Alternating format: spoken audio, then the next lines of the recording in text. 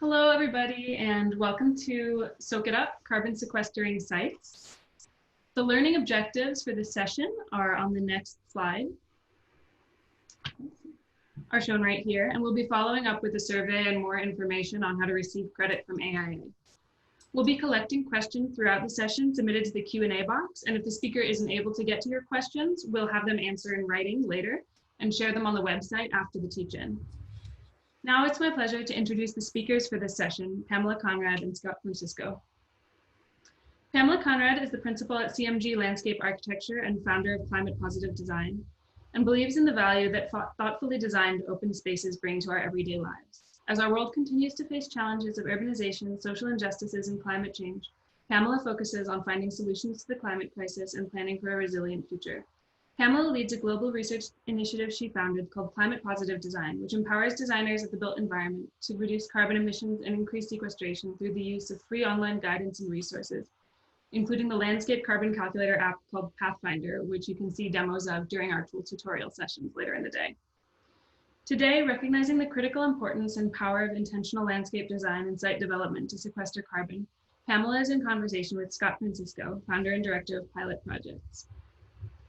Pamela, I'll let you introduce the session. Oh, good. Great. Thank you. Thanks so much, Natasha. And thanks for the warm introduction. So I don't have to go into that. But I will say that I am glad to have Scott Francisco joining me today. He's the founder of Pilot Projects Design Collective and the co-founder and director of Cities for Forests. And he's going to share a bit more with us about himself and his work. But I truly believe the reason that we're here together today is because both of us see the value and potential of scaling up forested landscapes to improve the quality of life, increase biodiversity, and contribute to large-scale natural climate change or carbon sequestration strategies. Now, just to give you a heads up, today's session is going to be somewhat free-flowing. I think of it more of like a radio talk show, just where the callers are going to submit their questions directly to Natasha, and she'll distribute them to us so that we're able to spend most of our time discussing the topics that you'd like to address. So we'll both be giving a quick introduction to our work, which will last about 10 minutes, and then we're saving the last 30 minutes or so for Q&A and discussion. But first, to get started, we'd like to get to know you. So would you please take a moment to answer the two questions that pop up on your screen? Then Natasha is going to let us know the survey findings after we do our introduction. So Natasha, if you could go ahead and launch the survey, that would be great. And while we're collecting results, we'll do our introductions. We've launched a survey and the results are coming in. I'll keep this poll up for a little while and then I'll launch the next poll. But while we're waiting for results to come in for this one, maybe you can go ahead and get started in the presentation. Sure. We're at 80% of people have voted now. Okay, perfect. Well, I'm going to go ahead, share my screen. Do a real quick introduction here. Make sure I got this right. So I'm still seeing this poll. Move that out of the way. All right, so why are we here? Well, this is one really important reason for me why I'm here. I grew up on a farm in Missouri, and I spent the first 18 years of my life really learning and building a deep appreciation for the natural environment. And it's something that I've carried forward into my work throughout my entire life, and it's why I wanted to become a landscape architect, is because of this deep appreciation for the natural environment. As surveys up here, as Natasha mentioned, I'm a landscape architect and principal at CMG in San Francisco. This is a wonderful group of people that I get to work with every day when we are not social distancing. And a lot of the work that I've done over the past decade or so has been focusing on kind of large scale projects, and specifically over the last 6 or 7 years, focus on resilience in terms of Treasure Island. As a redevelopment project over 500 acres in the Bay Area, led sea level rise adaptation guidance in the region. And currently the San Francisco Waterfront Resilience Project, or Seawall Project, which is about 7.5 miles of the city's waterfront and looking to protect from sea level rise and earthquakes in the future. But it was through this work that started to make me wonder, is there more that we can do as designers than just thinking about how we can protect from future sea level rise that's coming? Now we know we have to do that, but also what are we doing to tackle the cause of climate change? And we know today through Architecture 2030 that the urban built environment is responsible for about 75% of annual greenhouse gas emissions. That's leading to these increased rising temperatures that many of us are feeling right now, terrible air quality, which I'm breathing right now in San Francisco, and fires, which we're surrounded by, and this impending sea level rise that we know is coming. But the real question was, what are we contributing to as designers sort of outside the buildings? And 36% of those emissions are come out from outside the buildings themselves. But it made me ask myself the question about if we can reduce those emissions through embodied carbon or operational carbon, and more importantly, maybe how can we increase carbon sequestration? But the last question that I had was, how are we going to measure those impacts?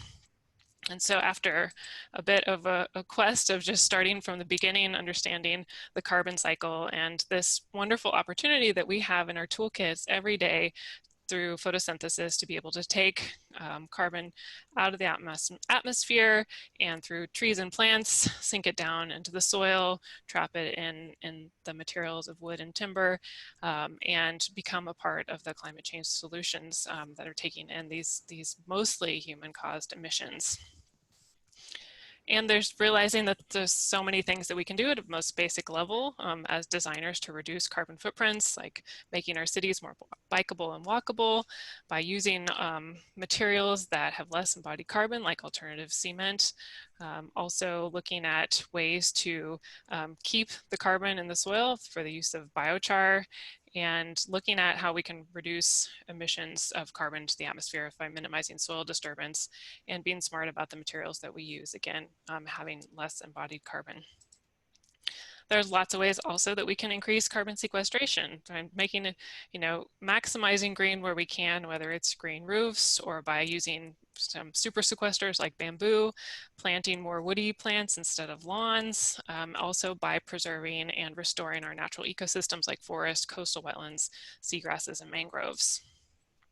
And so as a landscape architect, I started to wonder, was there anything I could do a difference on a site scale? And assuming we're very sustainably minded, imagine there wasn't really much else we could do, just design in a sustainable way. But when I started to measure the impacts of our projects, I started to understand for the first time, how much are we emitting to the projects that we design, the red number, and how much are we sequestering over that project's lifespan, and how long is it going to take to offset that carbon footprint that we created by our project, which is the number in the upper right-hand corner. This project would take about 15 years. And then when you started to have those numbers in front of you and be able to realize that, oh, I could have made a different decision, I could have had a more positive impact on the overall carbon footprint, using materials that have lower embodied carbon, like stabilized crushed stone paving instead of asphalt, adding in some trees, using less lawn and more shrubs, specifying electric maintenance equipment.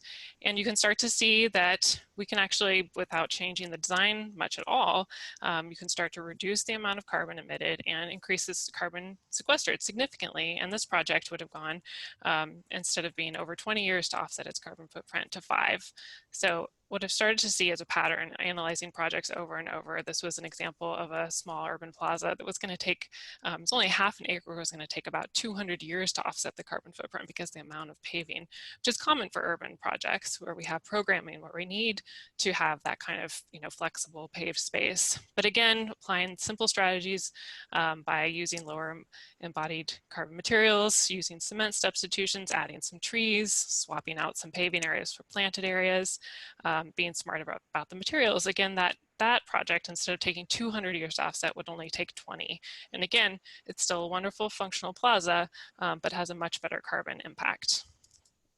And so through a research grant through Landscape Architecture Foundation, started thinking, well, what if I could do this? It's not going to make a difference maybe if just I do this on my projects, but what if every landscape architect or planner around the world was thinking about this in their projects? And we went from that business as usual design sensibility to the alternative, which I was showing you. And instead of our projects collectively being emitting more than they're sequestering by the year 2030, that we could shift that paradigm and sequester more carbon than we emit by 2030 and sequester up to a gigaton of CO2 by the year 2050. Now, I know this conference is all about resetting and changing our mind frames. And so I've talked to Ed specifically that we need to shift that 2050 target up because we're not hitting our targets. And so I think this is going to be the challenge for this group for us to think about how we can take action in a greater way to have more of an impact in a shorter time frame, upwards of the next 10 years. So this past year I launched the CarbonPositive Design Challenge, which guides projects in terms of the years to positive, how many years it takes to offset the carbon footprint of their project. From the case studies targeting 5 years to positive for greener projects like parks or gardens, campuses, or hospitality, and 20 years for those more urban projects like plazas or streetscapes.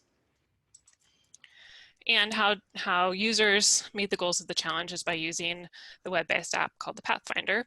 And this app guides designers to reduce carbon footprints and increase carbon sequestration in site design projects. The data is based primarily for the materials from the Athena Impact Estimator and carbon sequestration data from the US Forest Service, and work closely with Atelier 10 to make sure it aligns with industry standards. It's pretty straightforward, and as Natasha said, I'll demo it later today, but the user provides quantities of materials, provides instant carbon feedback in terms of the emissions or sequestration, and then your years to positive score is calculated live so the user can see instantly the impact the choices that they're making has. This initiative, called the CarbonPositive Design Initiative, is striving to improve the impact of the carbon impact of the built environment through collective action. And to date, or within the first 6 months, and I think this is quite significantly changed even since then, there's over 800 projects logged, 600 contributors around the world, and you can start to see the impacts in terms of the number of trees that are estimated to be planted, and ultimately the number of trees or the cars that we're estimating being taken off the road in 10 years, sort of the equivalent to those trees being planted. And so the idea is about taking something small and then scaling it up and having a big impact. To date, we can see that projects are progressing really well in terms of our years to positive getting better over time, and we can start to see that our project's sequestration is up to where it's 4 times that amount of sequestration than emissions, and so we're heading in a good direction from having a big impact. And then I think lastly, and then I'm going to turn it over to Scott, I want to land on just a bit of a provocation about the impact of trees on the earth. And I think that looking at the 1 trillion trees study that came out from Crowther Labs, brilliant study estimating how many trees that the world can handle. But the one thing that bothered me about their study is that they excluded urban areas for being potential places to plant trees on the earth. And because they said that they excluded those areas because we needed to leave room for people. And I didn't understand why that didn't set well with me, but it was because I walked outside and I saw spaces like this. And, yeah, maybe this is not the best area to target carbon sequestration, but it's also not the best place for people or biodiversity, habitat, and I just think that we need to push ourselves for a different kind of city, a different kind of urban environment that not only sequesters more carbon, but it's also better for people and our quality of life. And I think that we need to look more closely about the opportunity for urban forestry, knowing that we're woefully under where we should be in terms of urban canopy for at least in the US especially. And I think that there's an opportunity to start looking at those areas and looking at how many more trees we could potentially plant in our urban forest and the amount that we could potentially sequester just by getting to the baseline standard. And then if we were to start to say, well, why don't we push a little bit harder on that, maybe 20 more trees per acre, we could be upwards of, this many additional trees and this much more carbon sequestered. So I think that that's the provocation I'm putting out there for us to talk a little bit about. We know it's possible as designers and planners, city officials, architects, we can work together to make these impacts.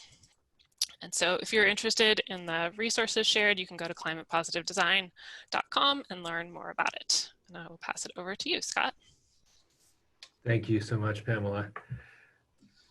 It's great to be here with you all, and especially with Pamela. I'm looking forward to the conversation. The two of us have had a chance to get to know each other a little bit over the last few days and compare notes. Similarly, I grew up with 1 foot kind of in the woods and 1 foot in the city, going back and forth between our home in Toronto, where I grew up, and a forest area north of the city, where I spent pretty much every single summer of my life. And so I grew up with an appreciation of natural systems, and when it came time to choose a study path, architecture kind of presented itself as something that felt very integrative, and little was I to know that it was going to even surpass what I thought at the time, and just become an opportunity to look at systems and how the way we build things and the way those built environments connect to nature is just such an incredible, exciting, and fruitful place to be. But I guess my architectural career unfolded in maybe a way that was unexpected, in that first of all, I spent a lot of time doing design build early on in my career. And because of the scale of the projects, I ended up working with wood a lot, which was great because it's a material that I grew up really loving, working in the wood shop at home. And I just, felt like wood was just a natural material. But it became a material that took on a special significance as my career developed, when the connection between building materials and embodied carbon and climate all started to become part of the collective consciousness of architects and designers. So I guess I'll say I've spent more or less the last 12 years of my life, of my working life, really studying the relationships between the built environment, designing and making buildings, the materials and processes that go into that, as well as the operational side of that, and forests, and climate and biodiversity. So I'm going to share my screen with you here. I've just got one slide to share. Are folks able to see that? Is that coming through? Hold on a second here. I'm not able to see it, Scott. Okay, here we go. I think I've got it now. And how about that? Yep. Okay, so this is all I'm going to show you in terms of visuals. It's just a list of a few websites and a little sketch diagram that's been part of my life for a long time. But as I started to explore this issue, at the time that it became really real to me was a time that I was living in New York City for about 12 years. And I was walking over the Brooklyn Bridge one day, looking down at the beautiful promenade boardwalk, which has been made of wood for the last 137 years, and started thinking about where all this wood came from and what the impacts might have been on the forest. I could tell it was tropical hardwood. I was very familiar with different wood species and thought, wow, that's a lot of wood to take out of a forest. And yet here we are in New York City in this, on this great landmark. Wouldn't it be a shame if it was not made out of wood? So the sort of juxtaposition of where this material was coming from and how wonderful the material was really hit me. And that launched me on a path of research and discovery about the relationship between wood, forests, and the built environment, going back to 2008. And that became a project called the Brooklyn Bridge Forest. There's a website at the top of this page here. You're welcome to visit it. I will say that we just really a few weeks ago won a big international competition called Reimagining the Brooklyn Bridge with this concept idea. So it's been a long time that we've been working on it. And in the process, working on Brooklyn Bridge Forest, myself and a number of collaborators and teammates launched a few other initiatives to explore this, and I'm sharing these links with you here. The next one is called Wood at Work, and that's a community of practice that gets together once a year physically, with the exception of this year, to really bring the issues of forests and the built environment and the use of wood together in one discourse. Too often we find that the folks that are looking at issues with wood, carbon sequestration, mass timber, CLT, et cetera, are not necessarily connected to the folks that are working on forest conservation and all of those impacts. So this is a community of practice, which I would invite everyone here to have a look at, that brings all of that together. And then Cities for Forests was born out of the same conversation, where we were thinking about the relationship specifically between cities and their consumption habits, their influence in the world, the number of the world's population that live in cities, which is, we all know, over 50% now, and just how those cities were relating to the forests of the world. And what we found was not necessarily very well. There was a big disconnect, a big gap in the thinking of cities and decision-making in cities and the health of the world's forests. So Cities for Forests was launched 2 years ago to address that and try to connect cities more directly with forests. We think of forests in 3 ways: the inner forest, which is the trees and forests inside the city boundaries; the nearby forests, which are the watershed and recreation area and otherwise close by forests to cities; and then the faraway forests, which are the city forests that may be on the other side of the world from a city, but nevertheless very much impacted by the decisions and habits that cities have and make. And so I'd invite you to have a look at Cities for Forests. There's 65 cities in the network now, and we're serving those cities in a variety of ways. The future of forest work is about engaging young people in forest areas around the world and thinking about innovative work that can happen in forests to basically offer alternatives to the outmigration from community forests to large cities, and say, well, you know, there's exciting work to be done in and with forests around the world. Let's offer some ways offer some ways for young people to think about that kind of work that maybe presents opportunities that they wouldn't have otherwise had. And my company, pilotprojects.org, is there, and that's where a lot of these initiatives have sort of sprung from. So I'll just wrap up my piece by saying this is something that I'm immersed in deeply, work on it with a great team of people every day. We look at the relationship between, for example, the carbon that's embodied in wood. We all know that wood sequesters carbon or holds carbon within it. It stores the carbon. But the relationship between that wood and the forests has a much more complex relationship. Are we using wood for buildings that then maybe stores carbon, maybe creates a carbon deficit on the other end? Or is there ways of procuring wood and harvesting wood in a way that actually protects forests? So these are some of the big questions that we look at, and we're in the process of writing a series of guidelines for cities on sustainable wood.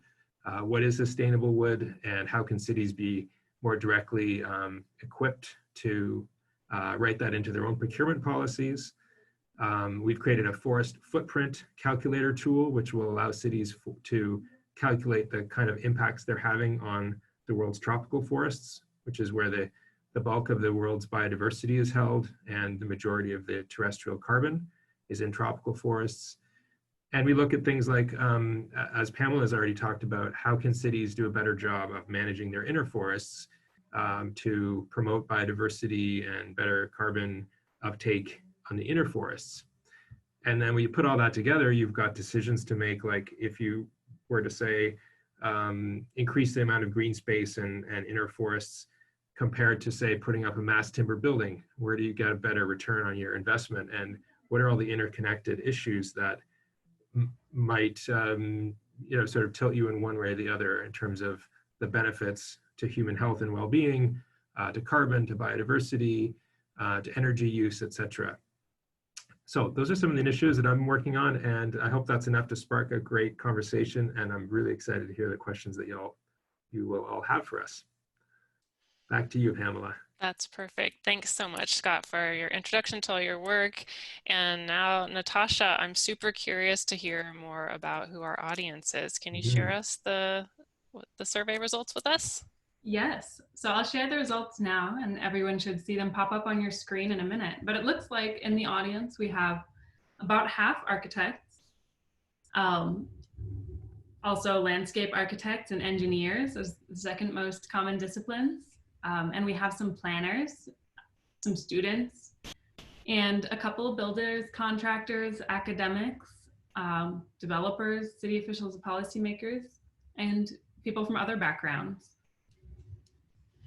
That's great. Really good context for our conversation. And I'll go ahead and share the location poll too. We had most people joining from the United States, which might be to be expected being where we are all based. But we do have representatives from other countries and other regions as well. All right. Thank you. And as we expected, there are a lot of questions for both of you. So I'll read the questions that have been submitted, but then also you two can go ahead and ask each other questions and carry through the conversation. So let's start. That sounds good. Actually, Natasha, do you want to just make it just camera screens just so we can see each other better?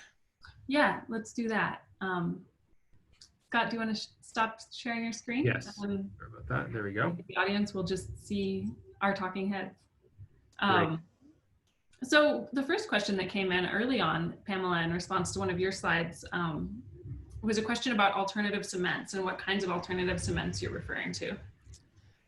Good question. I was going so fast. I don't think I explained that very well. So I was talking about cement substitutions. So things like slag, fly ash, silica fume, glass polyzon, those are all materials that can be substituted instead of cement when you're making concrete that have lower carbon footprint. And there's probably more these days too. I know lots of people are experimenting with other alternatives. Scott, do you have any others to add to that? No, I mean, cement technology and concrete technology is progressing pretty rapidly. And so it's a very important space to watch. And certainly in the mass timber sort of sector of architectural conversations, we often just talk about how the cement and concrete carbon profile is changing, and that the fact is that we're going to use concrete in one form or another for most projects in some quantity for a long time, whether it's just the footings or footings and foundations, pedestals, etc. So it's a really important one to keep experimenting with and have the architecture community pushing and innovating on that. Thank you. I see one question in here that I'll answer, which is, will Pamela's presentation be available later? And just want to let everyone know that the recording of this entire session, both in English and with Spanish interpretation, will be available from Architecture 2030 at a later point. And if you registered for the keynote sessions via Eventbrite, you'll get an update when they're available. And if you didn't, you can go to architecture2030.org/enews and sign up for our email updates so that you'll be notified when the recordings are made public. Just in case anybody needs to hop off and take a break before their next call. The next question we have is about the impact of carbon sequestration in urban soil. Scott, do you want to take that one, or do you want me to? I'll say a couple words, but Pamela, this is your expertise. One of the outcomes of Cities for Forests is a study called Better Forests, Better Cities. And in that report, we're looking at the capacity of different forest typologies to sequester carbon. And it's quite common that in an urban environment, at least with business as usual, the capacity is quite a bit less than it would be in a natural forest. There's some exceptions to that, of course, where you have really healthy natural forests inside of cities. But for the most part, if you compare it, say, to a tropical or boreal forest, which may hold about 200 tons per hectare of carbon, an urban forest may be more like 100 or less. But again, I'd love to hear, Pamela, your take on that. But I mean, that's an opportunity for cities to increase and improve those areas where they do have natural areas to make sure that they're getting the very most out of them. So, I mean, it's quite possible Yeah. these could be doubling their carbon capacity by doing the right kind of work with what you're doing, Pamela.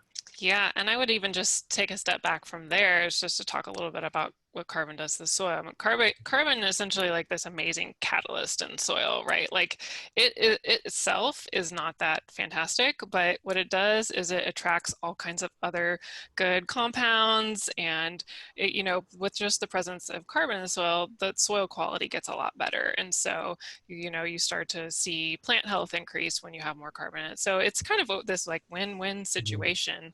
And, you know, in that sense, that's where I find it just, you know, fascinating. As you're tilling up soil, you're released, you know, essentially organic matter is dying, the carbon's being released back up to the atmosphere, and then the soil quality gets worse and the plants do worse. So there's this idea of that really, like, we need to keep carbon where it's supposed to be. In the ground is where it's meant to be, and that it can benefit the plants in that aspect. So hopefully that kind of addresses that question. Thank you. The next question is, did you connect, I think this is another one for you, Pamela. Did you connect, or do you have plans to link the Climate Positive Design Challenge with iTree to value the urban forest and report that information out? So it's actually, the data comes from the U.S. Forest Service. So it is you know, they are linked together in that sense. And the Pathfinder is just also pulling more than just carbon sequestration into it, because it's also accounting for embodied carbon materials and operational emissions as well. And so it's just a different formula, but it's essentially using the sequestration data from iTree. But then it is looking, you know, it is collecting data globally for everybody that enters projects that says, you know, they're actually intended to be built, so we can start to see what our impact can be on a global scale in terms of large scale carbon sequestration. And ultimately, you know, the goal is that we know, I mean, the IPCC tells us that we're not going to prevent these tipping points of 1.5 or 2 degrees without both reducing emissions and increasing carbon sequestration. So this is an important component of that, and we're just not going to get there without both. So we need to step up our game, from my perspective. Thank you. Natasha, I'm just going to ask, is it possible for you to share the questions?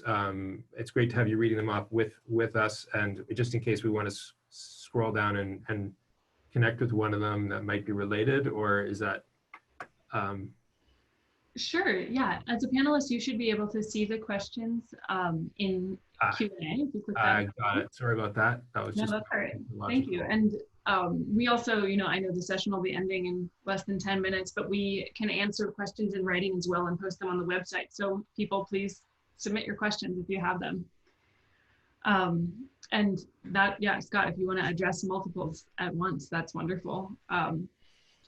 The next question in the box is from Marisol Vidal from Peru, who's very glad to be here, and asks, do you think that the implementation of green roofs contributes significantly to carbon sequestration?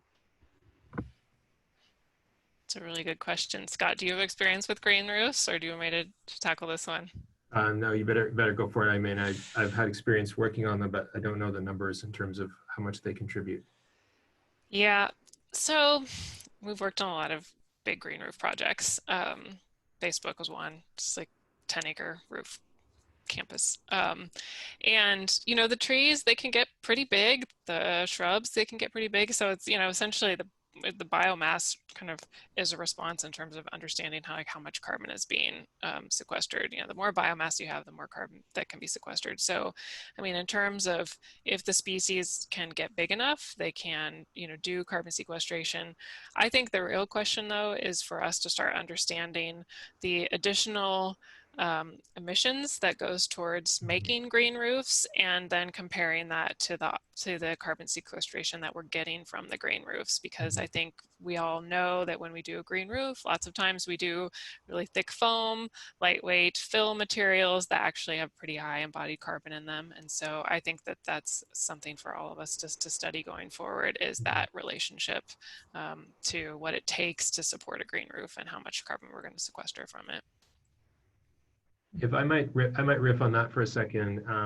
That kind of systems thinking that Pamela is going through there is so important for us as designers, that we take stock of the whole picture And what I love, Pamela, about the tool that you created is that it forces you to look at maintenance and all of the other inputs in a project over time.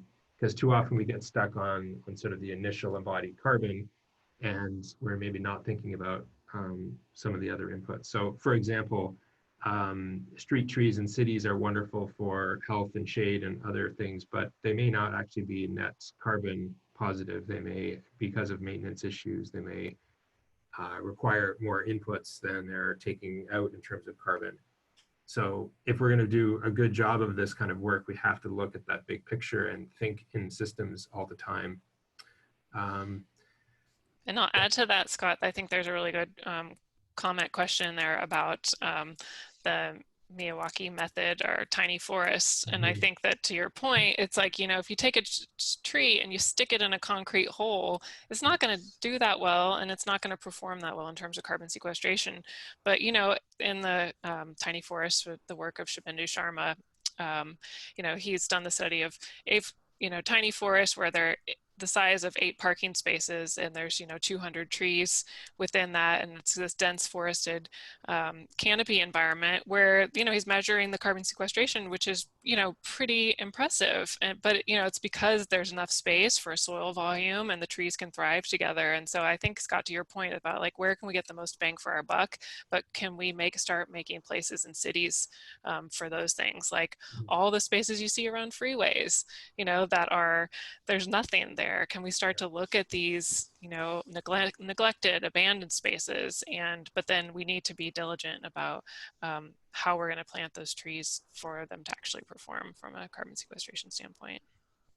Yeah, that's great. Connected to that, there's a question here. If I could maybe go to it, if that's okay, Natasha, from Bruno Gagnon about urban forests being managed to provide some wood fiber for construction. This is a topic that is very close to my heart, and we've worked on a number of initiatives with cities who are either doing or trying to do this, salvaging wood from street trees and other trees in the city that need to be removed for one reason or another. And so I would just encourage Bruno well, the answer is yes, they can be managed to do that. It's something that takes a fair bit of work and mindset change from the city, who's probably used to taking the easiest route and just mulching or shredding these trees to get them kind of out of the way, to working with local salvage operations, local sawmills, which at least in North America, there's almost something in almost every city to basically make that connection and produce wood. The quantity of wood is not likely to be that high, but once this operations are developed a little bit, there can be a steady stream of wood. So in New York City, for example, they estimate it's between 20 and 40,000 tons per year of wood waste that the city is having to deal with. That's a lot of wood. And if even a few percentages of those can be diverted to high quality lumber, then you've got wood to be made into furniture and interiors and all kinds of other projects and landscape projects as well. There's actually a book coming out on this. It's by David Barman, who's based in Portland, Oregon. He's one of the great leaders in this field, and you can look him up, David Barman. His company is called Epilogue, and he's been working on this for years, and also managing forests in cities for timber. So actually turning a city into a place where you can be raising trees that can eventually be harvested, and sort of using the cycle of city planting and growth to provide some of the city's wood needs.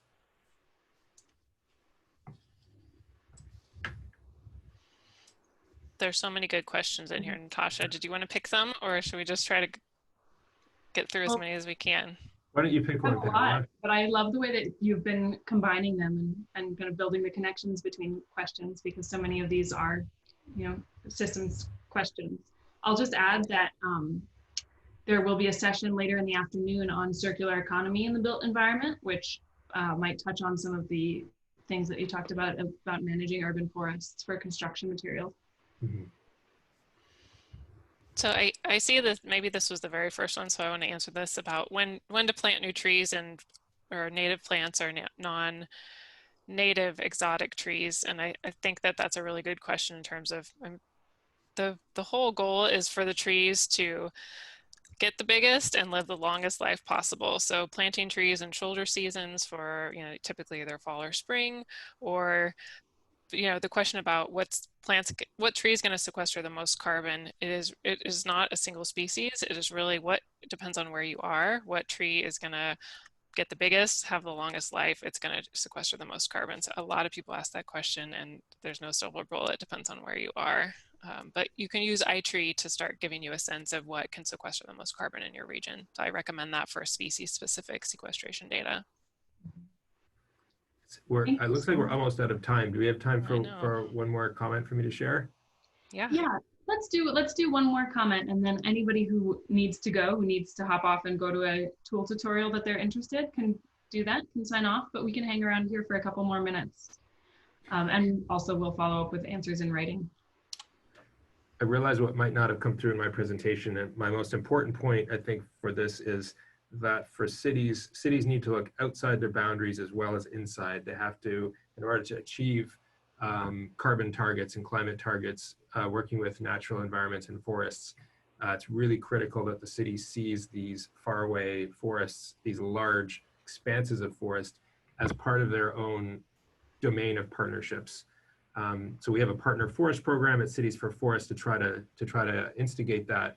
But any architects or designers, engineers, anyone who's listening here, I would just encourage you to think about how whatever project you're working on can connect and bridge between the needs of an urban environment and these landscapes that are doing the bulk of the carbon sequestration in the world. Whether it's through material flows or working with communities, working with sustainable forest initiatives of different sorts, find a way to build that bridge and maximize the benefits of carbon sequestration through those relationships. And the landscape projects, the kind of things that Pamela's been showing us, I think those are great opportunities for partnerships too, that there's the design of the project in the urban location, but there's all kinds of connections and flows that can come from that can expand our viewpoint. I'll leave it at that. And Pamela? Definitely. No, I mean, I actually think that is a really good way to close. I think, Scott, in terms of that we need to be thinking about all scales. We need to do everything we possibly can. I think that's the brilliance of this teach-in, is that we all need to put our minds together to make a big difference in this situation that we find ourselves in. So, Natasha, I'm guessing we're out of time. We are out of time, which is a shame because we have so many wonderful questions and so much engagement. Maybe we'll have to do another teach-in. Anybody who is interested in hearing more about the same types of things in related to Pathfinder and climate positive design in other regions should also stay tuned for our website to watch recordings in October that come out from other regions in the world where we're doing this teach-in. Thank you so much, Scott and Pamela, both. Thank you. Feel free to contact me, or I think Pamela has also agreed to just, if there's a desire to reach out to either or both of us, please feel free to do that. Thank you. And I'll personally follow up with both of you and try to see if I can get you to give some of your time to answer more of these questions that we've collected in writing. Absolutely. Definitely. Thanks so much. Thanks everyone. Take care.